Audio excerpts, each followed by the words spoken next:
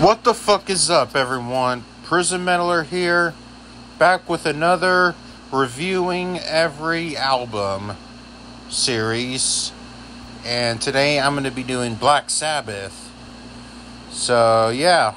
I don't know what else to say on the intro. Now, before I begin, I'm going to let y'all know I'm not including EPs, live albums, greatest hits, or compilation. Just the studio albums only. So, I just want y'all to be aware of that. So, anyway, enough all that. Let's go ahead and begin.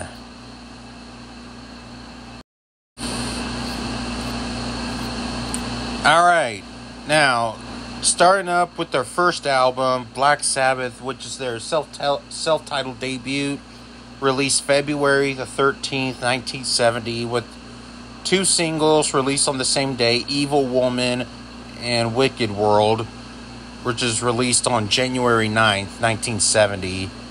Now, as many people know, is that this is considered as the first heavy metal record, and there's full of great, and not only that, this is also the first doom metal release. According to Wikipedia, that many critics gave this album a lot of negative reviews, but it turned out it has grown up to be very influential and be one of the best albums of all time, which is very odd for giving this album, giving it bad reviews. It turned out to be a classic in the future. So yeah, as for this album nowadays, it's a really start album.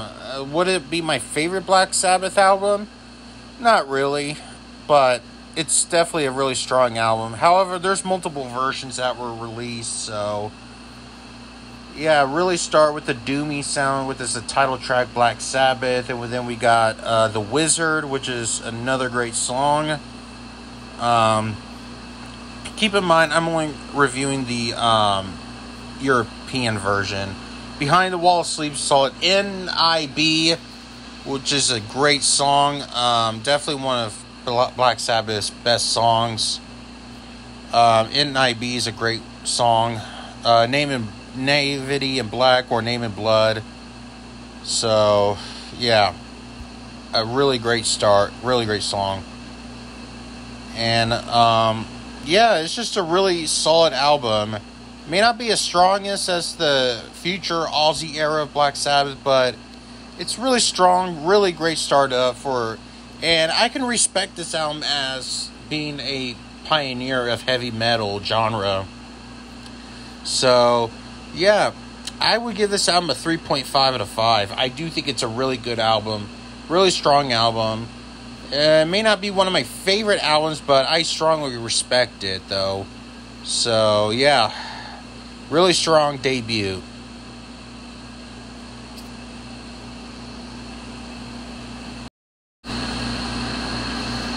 Alright, next up we got is Paranoid. Released in September 18th, 1970. Released same year as the debut album. With two singles. Paranoid, released August 7th, and Iron Man, which was released October 1971. There's no date on it, so yeah. But anyway, as all me know, this is a really, really great album. It's definitely one of the best metal albums of all time, as y'all may know.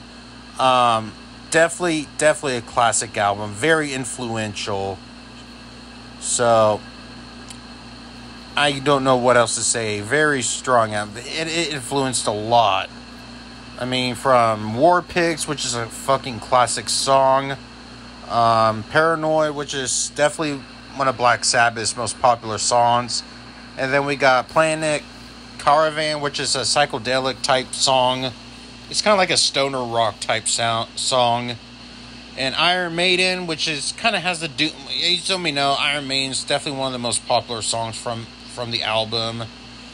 So I mean, it's definitely a hit song. And then we got the sludge metal type song Electric Funeral, Really great sludgy riffs on there. I just love the riffs. And then we got Hand of Doom. Definitely a great song. I don't know what else to say about it. And then we got Rat Salad, which is an instrumental, really great instrumental. And then we got Fairy Rare's Boots, which is another fantastic song. But yeah, I don't really know what else to say. I think this is an amazing album. Definitely a classic. Easily one of their best albums. And I don't know what to say. It's an amazing album. I would give this a 4.5 out of 5. I mean, yeah, this may be a slightly controversial rating. Hey, I wouldn't argue with anybody who gives this a 5 out of 5, okay? I mean, plus, it's that close to a 5 out of 5, but it's 4.5 because there's a few other Black Sabbath albums that I like more than this. That's mainly why I give this a 4.5 out of 5. Again, it's not very easy. There's tons of great albums by them. It's not very easy to pick one. So, there you go.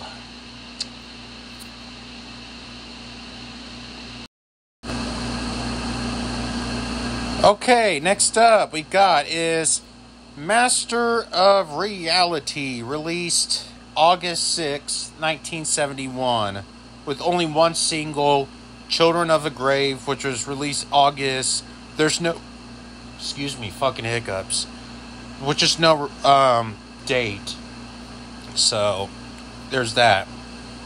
And holy shit, this is an amazing record. I think I like this more than I like Paranoid, mainly because it has this sludgier sound. It went down to a standard C, half C tuning, CB tuning, from Tony, and it sounds a lot heavier when it sounds that. It's a lot sludgier too, with shit tons of great songs. Sweet Leaf, After Forever, the interlude Embryo, Children of the Grave, which is a fucking classic song, Orchid, another great one, Lord of This World.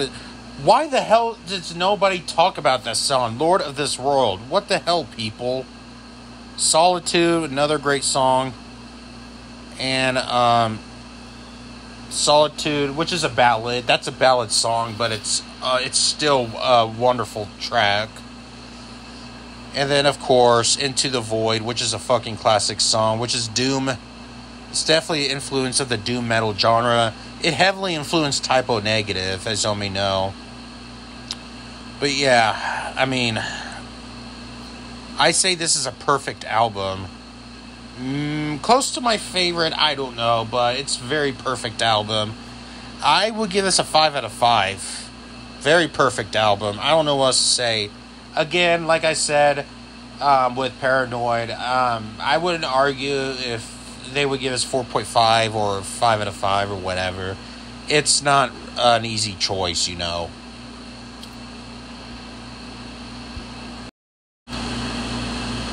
Alright, next up we got is Volume 4, released September 1972.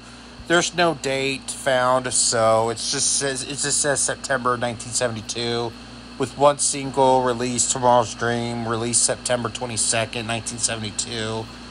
I guess that's the date of the release of the album, I don't know. And yes, this is a fantastic album from start to finish. This album seems to have more of its, this one has leaned more towards their experimental elements a bit. So I definitely do enjoy that. They continue to have this doom, sludgier sound to it throughout the album, and it just sounds heavy as usual. I mean, Wheels of Confusion is fucking underrated. It's an 8-minute song. It's a lot of doom elements throughout this song, and it's just an amazing track. Tomorrow's Dream is another fantastic song. Changes, which is a ballad track. FX, which is just weird. I'll admit, that's kind of weird at first. And then we move into Supernaut, which is a classic song. Just an amazing track. Snowblind is a classic song. Cornuco, I can't pronounce that. Plus, my tongue is lazy to pronounce shit, so there you go. And Lingus Sunrise instrumental, Saint Vitus Dance, another one, and then we got a classic song, Under the Sun, which is a really great song to close the album. So yeah, I really love the experimental elements they did. Really solid album. I do think it's a really great album. So I don't know what else to say. I would give this a 4 out of 5. I really love this experimentation they're leaning forward to with this album.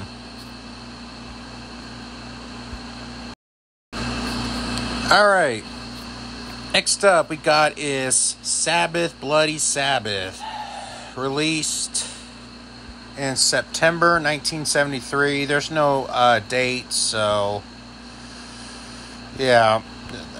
No, I'm sorry, not September. What the fuck? I meant November 1973. I don't know where I got September from. Oh, it's recorded in September, but 1973. Okay, never mind.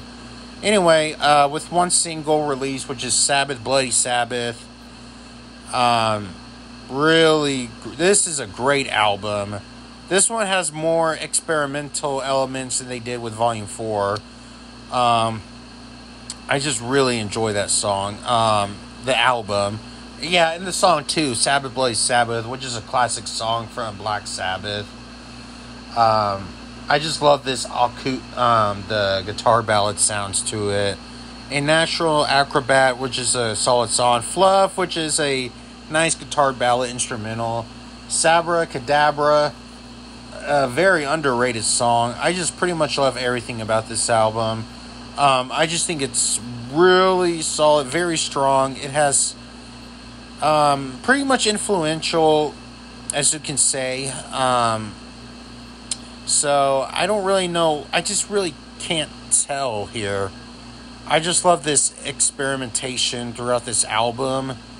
I just think, and also I think this is the first album that had synthesizers in it, which is, I know it's mostly used in like 70s prog rock, as you may know, and it has a lot of great moments throughout the album, as you may know. So I would also give this a 4 out of 5. I think this is a really great album. So yeah, Sabbath, Bloody Sabbath, great album.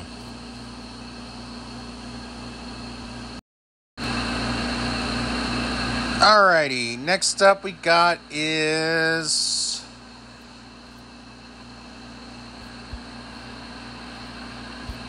Sabotage.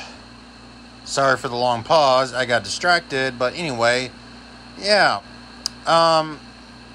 Released July 28th, 1975 with the single Am I Going Insane Radio. Now, I have to say, this is probably my favorite Black Sabbath record. This album is just flat out amazing. And somewhat underrated too, because this album doesn't really get a lot of attention that it deserves. But yeah, this is an amazing album. Yes, it has a lot more experimentations like their last two albums, but it really is a very strong record, and I just definitely think it's their strongest album in my personal opinion. Hole in the Sky, definitely an amazing track. Symptom of the Universe, fun fact, that song started pretty much the thrash metal genre. And we got Megalomania, which is definitely a great song to listen to while you're on a road trip. Thrill of It All, amazing. And then Superstar, which is an instrumental, amazing track. Am I Going Insane Radio?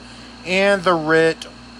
Come on, why the fuck does that song not get any attention? Like, what the hell, people?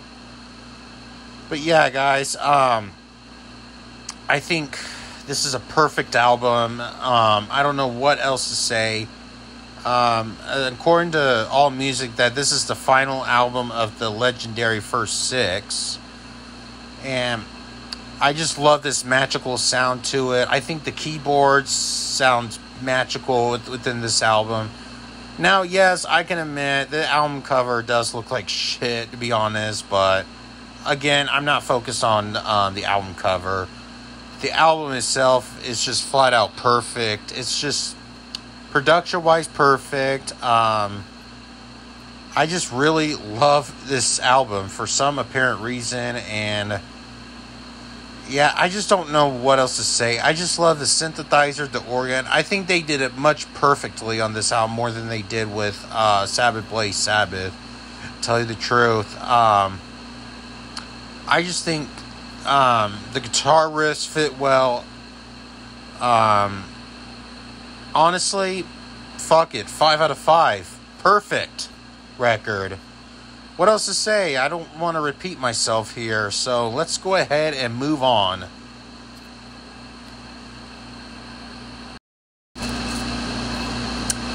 Alrighty, next up we got is Technical Ecstasy, released October 1976. There is no date on there. With 2 singles, It's Alright, which was released in November 1976, and Gypsy, which is released in 1977, but there's no date or month. This album is kind of a downfall compared to the previous album, so as we know, yeah. Is it a bad album? Is it one of the worst albums by them? No. I mean, it did have some great moments, and there's a weird album cover of 2 robots fucking. But besides all that, it kind of has more of it's heavy, less heavier than their previous albums, and it kind of has more of its pop rockish sound. But there is plenty of enjoyable songs here and there, such as Backstreet Kids. It's Alright. Gypsy is pretty underrated, I'm not gonna lie. All Moving Parts is solid. Rock and Roll Doctor sounds like a Kiss ripoff. And Dirty Women, which is cheesy but fun. But, not really. I mean, it did have some great moments, but I just don't like the direction with the lack of heaviness compared to the previous albums. But then again, I'm not very irritated on it. So, yeah, it's like, it's good things about this album, and then there's bad things. So, and I can't tell which one has more and which one has bad. So, yeah, I'm going to give this a 2.5 out of 5. It's an okay record. It's just a letdown compared to the previous albums. That's all.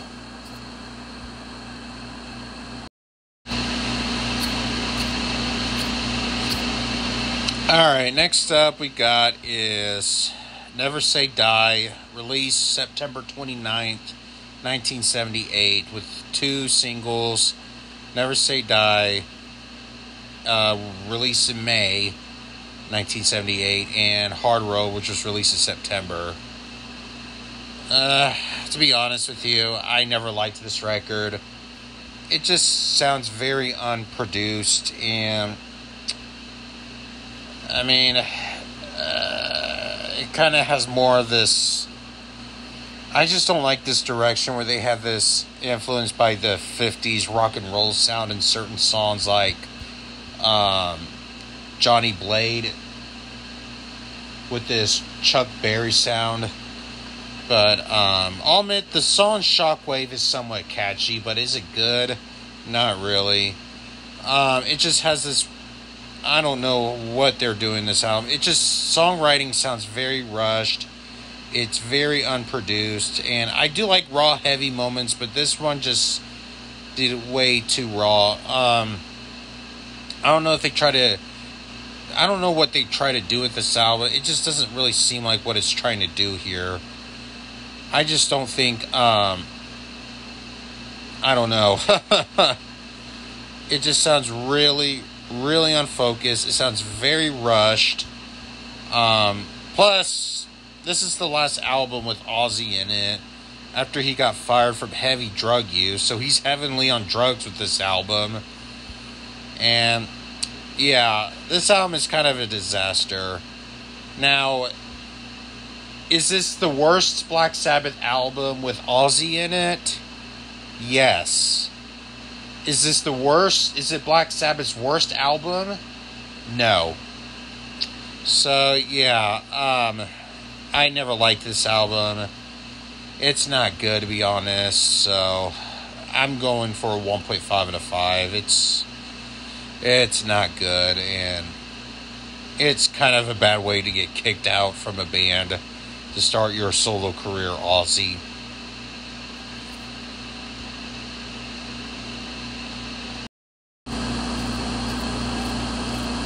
Next up, we got a brand new chapter with the band called Heaven and Hell, which is the first album with Ronnie James Dio, released April 18th, 1980, with 3 singles.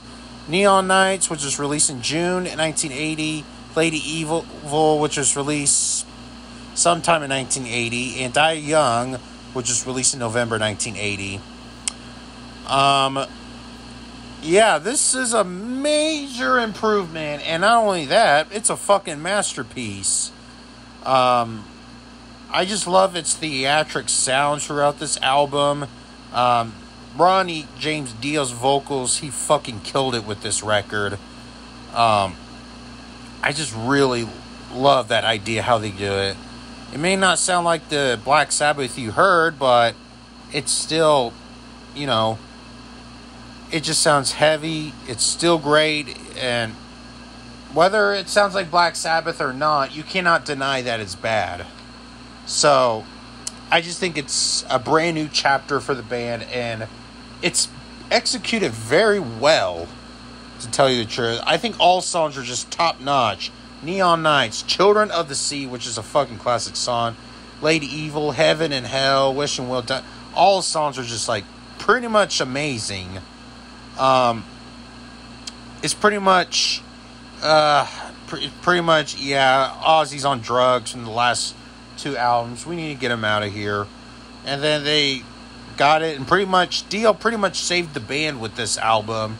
So, yeah, I just think the songwriting for it is just flat out amazing. It's just, I honestly think this is one of Black Sabbath's best albums ever. I just think it's perfect in general, so I would give this a 5 out of 5. It's just a perfect record. Easily the best metal album in 1980, in my opinion. So, there you go.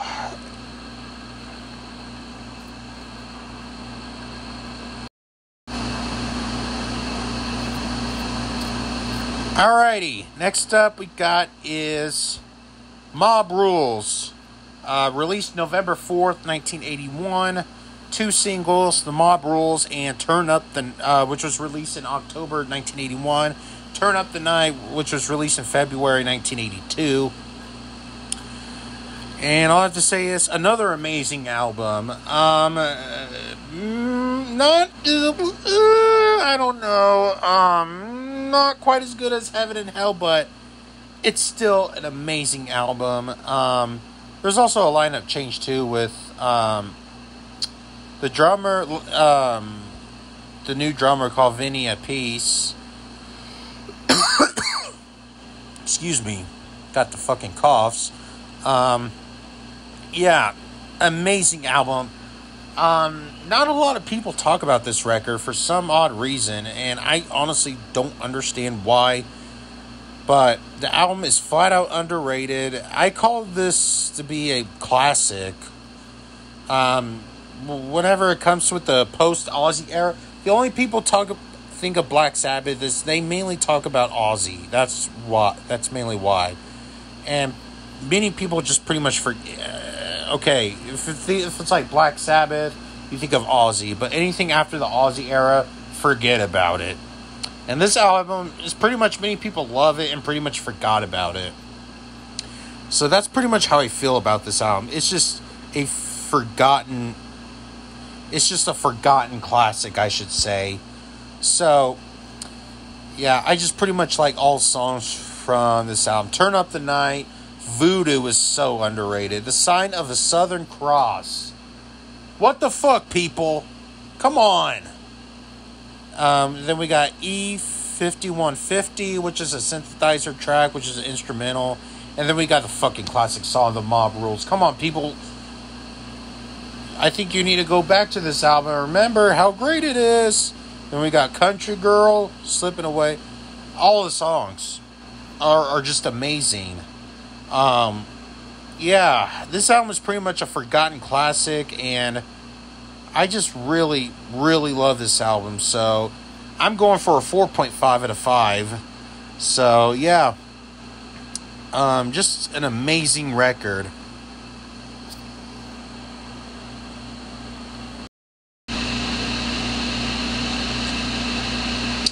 Alrighty, guys. Born Again. Released September 12th, 1983, with one single called Trashed. Honestly, with this album, fuck this album. To be honest with you, it's fucking trash. Absolute dog shit, to be honest with you. I mean, yeah, it's their only album with Ian Gillan, which is a great singer, by the way, in Deep Purple. But he does not fit at all within this album. From what I've known, Tony Iommi was very, very, very drunk when they were really drunk when making this album. And it just sounds really messy. The production is very low. I mean, what the fuck was that? You know? And the production mix on this album was really, really bad. I mean, what the hell is all this?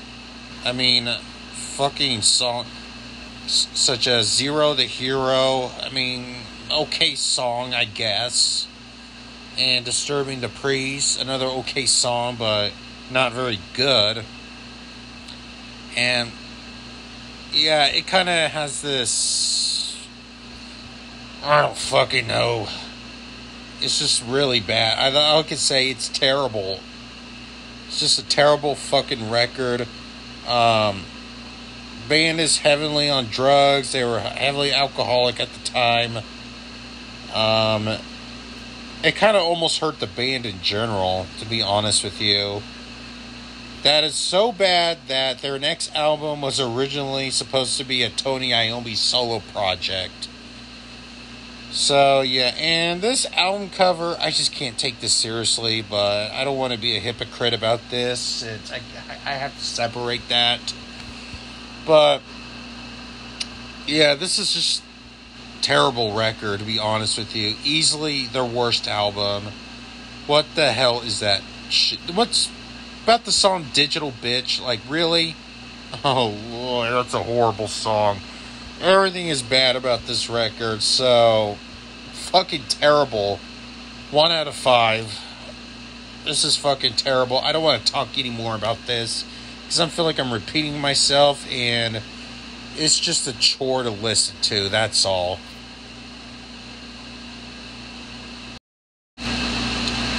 Alright, now next up we got is Seventh Star.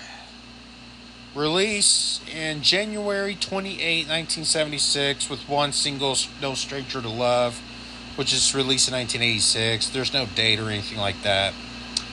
Now, I did a review on this album called Why It's Underrated a few years ago, back in 2020. You guys remember that review?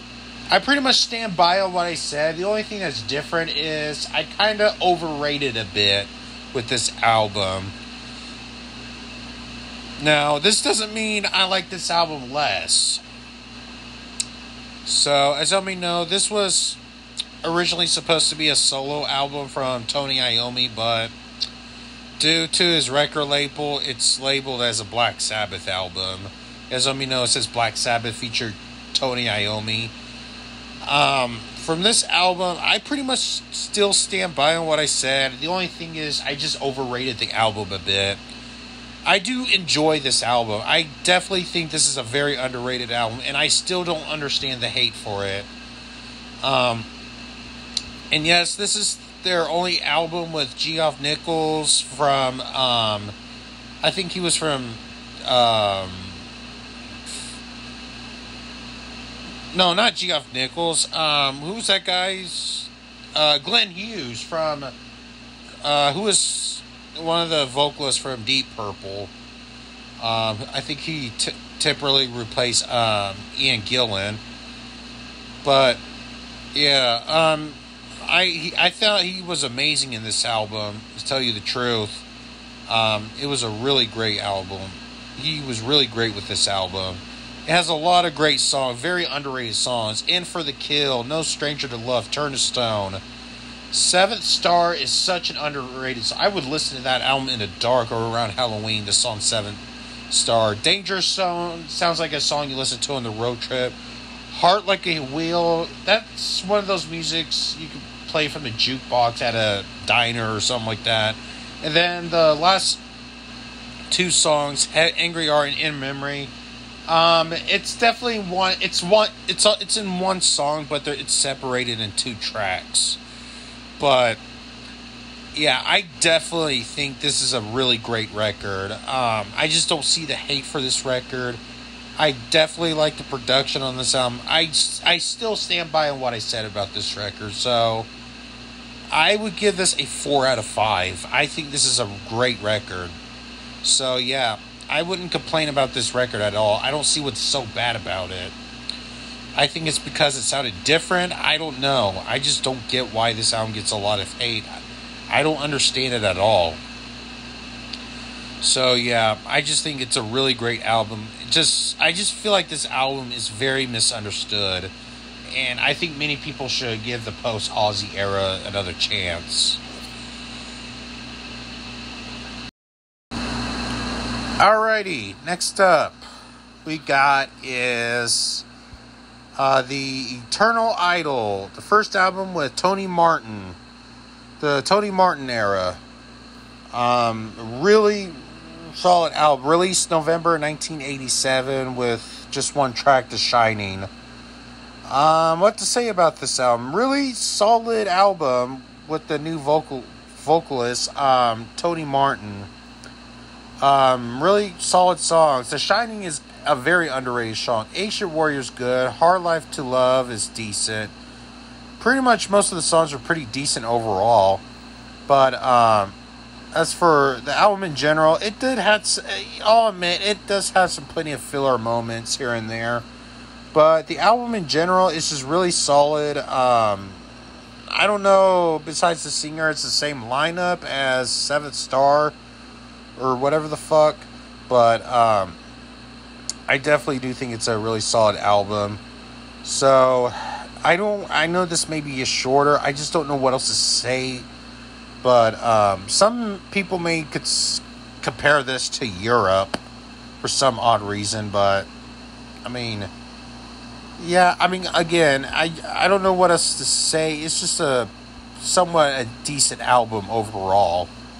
So I would give this a 3 out of 5. I just think this album is decent. There's really nothing else to say here, to tell you the truth. So yeah, I'm going to go ahead and move on.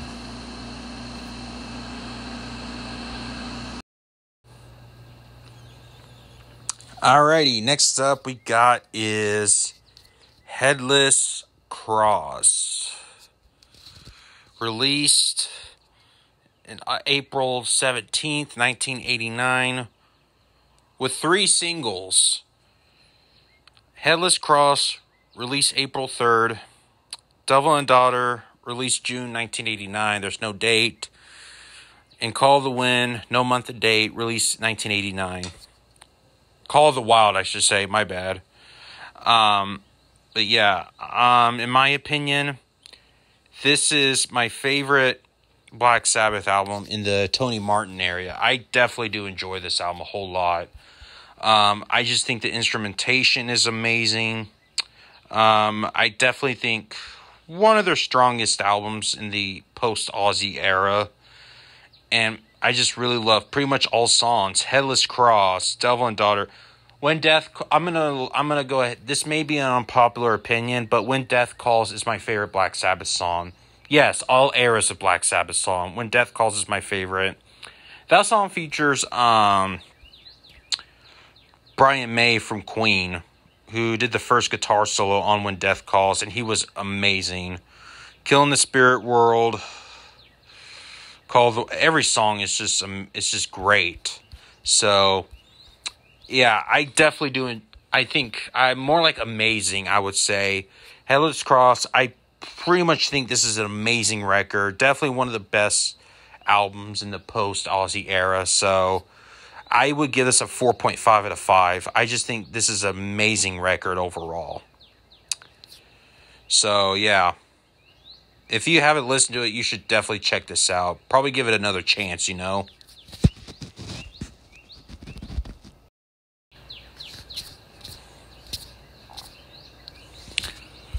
Alright, next up is Tear. Released August 20, 1990 with one track, Feels Good to Me. And I'm not gonna lie, this is a very underrated album. Definitely one of the most underrated albums. Is there any filler? Not really. I just think I think this album pretty much influenced a lot of future power metal bands. Like, for example, there's a band called Viking metal band called Tear, which is heavily influenced by this album.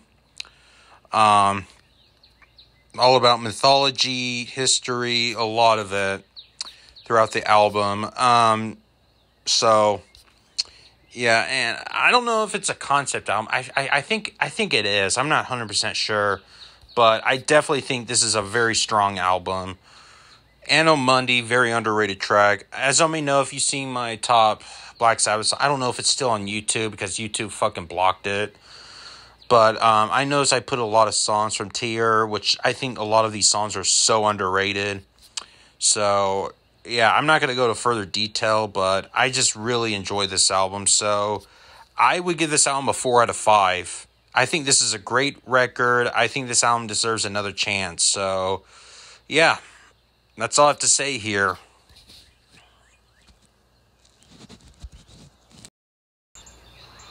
Alrighty, next up we got is Dehumanizer, the return of Ronnie James Dio. Released June 22nd, 1992 with 2 tracks. TV Crimes released June 1st. And Master of Insanity released September 1992. Now, this is a great album. It brought back... it also brought back Geezer Butler, too, who was the original bassist. Pretty much brought back out more like the Heaven and Hell era. Since it brought back Dio and all that. And I have to say, a really solid album. I would say this is the best Black Sabbath album in the 90s, since there's only 4. So I do think this is a really great album. Computer God, After All the Dead, TV. I pretty much love all songs in this album. I definitely think this is a really great album. It has a very heavy guitar riffs from Tony Iommi. Really great production. So yeah, a really great album. I would also give this a 4 out of 5. Closer to 4.5 out of 5, but it's more 4 out of 5. So yeah, this is a really great album.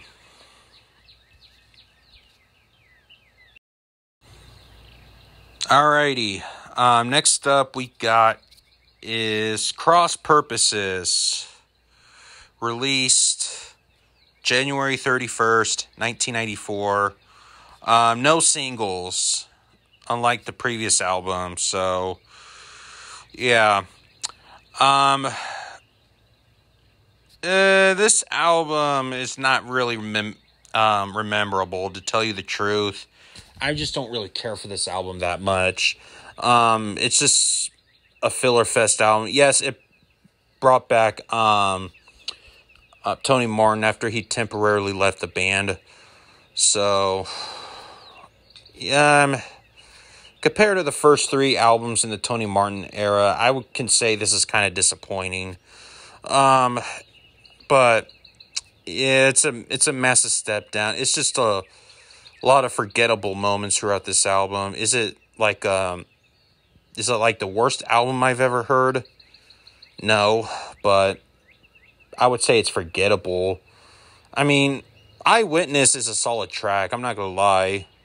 And Evil Eye, which is a closing track. Fun fact, Eddie Van Halen wrote that song, in case you didn't know that. But it's not credited because of restrictions from the Van Halen's record label. But, yeah. I mean, I've heard worse, but I'd rather listen to something else in this album, and it's just not very memorable. So I go for a 2 out of 5 on this one. So I'm just going to go ahead and move on and get the next one over with.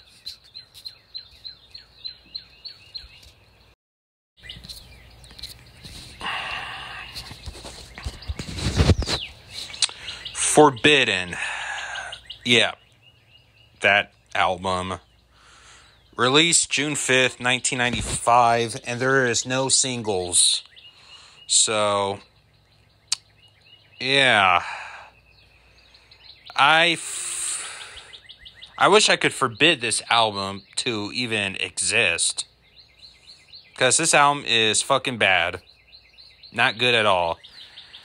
It sounds rushed. And who in the hell would put Ice Cube... No, I'm sorry, Ice-T, not Ice Cube. In the fucking opening track. Like, really? Really? I mean, almost every single song on here is completely boring. Production sucks. The mixing is bad. I mean, are they missing something? When was this album released again? June 5th. And the last album was released January 1994. Wow. This is a rushed album. I can easily tell. Because on the recording, it's recorded December 4th. And they finished it in March 1985. I don't know what they were doing, but... yeah. Why would you add a rapper to Black Sabbath? Play hip-hop style drum parts, which... wow. Wow, wow, wow, wow, wow. Wow. I mean, yeah. Shockingly, it's not their worst album, because there is some few songs I don't mind, like Shaking Off the Chains, I don't mind. I won't... Rusty Angels is kind of a solid song. I'll give it that. But the rest of the album is just... don't even bother. I forbid myself to listen to this. So, yeah, it's just... it's bad.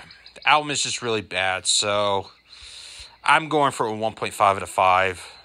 So, yeah, there's really nothing else to say. And the producer is Ernie C. from fucking Body Count, fronted by Ice-T on there. So, yeah, I'm going to go ahead and move the fuck on.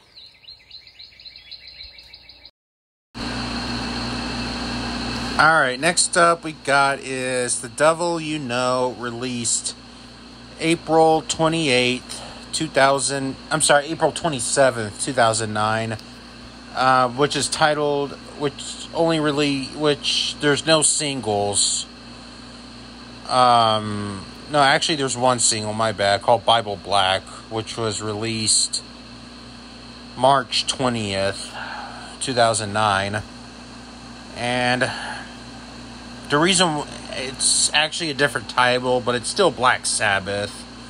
Unfortunately, they can't name the band Black Sabbath due to legal reasons, since Ozzy has returned back in the band in the late 90s. So they really can't name it Black Sabbath anymore due to lawsuit threats by Sharon Osbourne, which is fucking stupid, but yeah, it's due to legal reasons. So legal threats from Sharon Osbourne. But besides all that, I do think this is a very solid album. As you may know, it's titled as Heaven and Hell. Brock's about the lineup, which features Dio, Geezer Butler, and Vinny Appice as the drummer. So, yeah, I do think it's a really solid album. I kind of find this album a bit sad for some reason, mainly because it's the final album from Dio, the last album that Ronnie James Dio himself, since he died a year later in May 16th, 2010, which is, I kind of find that sad. But anyway, I do find this album pretty solid, with plenty of great tracks throughout. There's only 10 of them. So, yeah. Yeah, it may have some fillers here and there, but it does have some refreshing qualities throughout the album. So, I go for a 3 out of 5. So, I do think this is a very solid album. And a nice way to close the Dio era.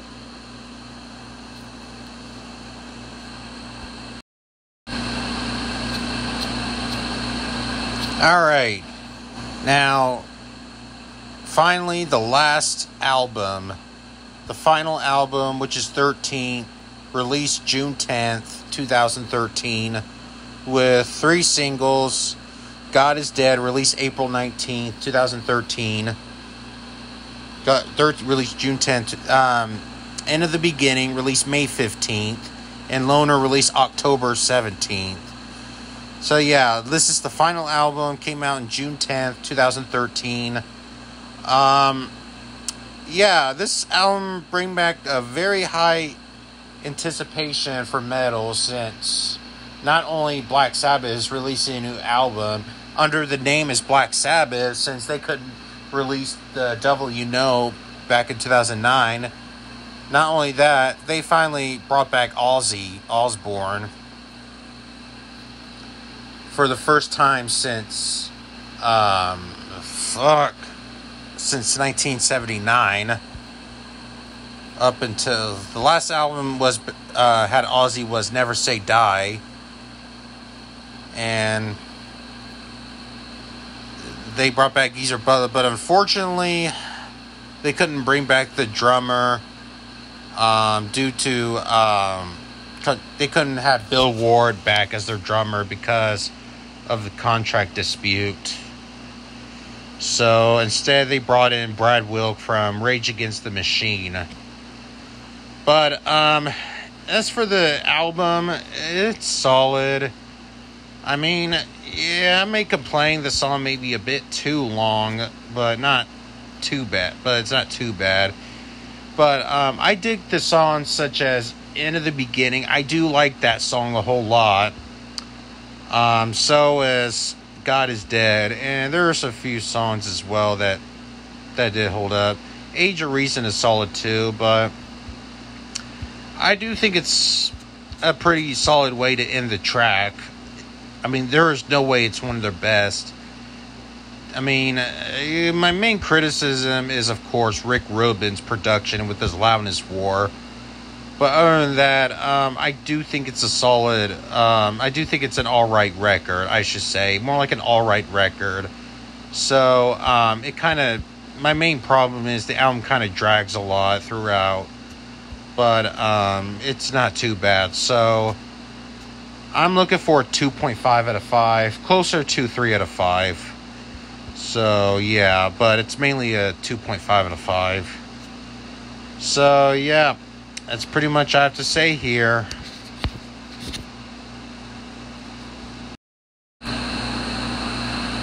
Alright, guys. That is the review. That's the end of the video. So, hope you guys enjoyed it. So, yeah, I'm thinking about wanting to do more, but I'm thinking about having lesser albums, since the last two have a lot, like over 15. Maybe around 10 albums next time. So, yeah, we'll see here. So, anyway, I'm going to go ahead and get the fuck out of here. So, I'm out.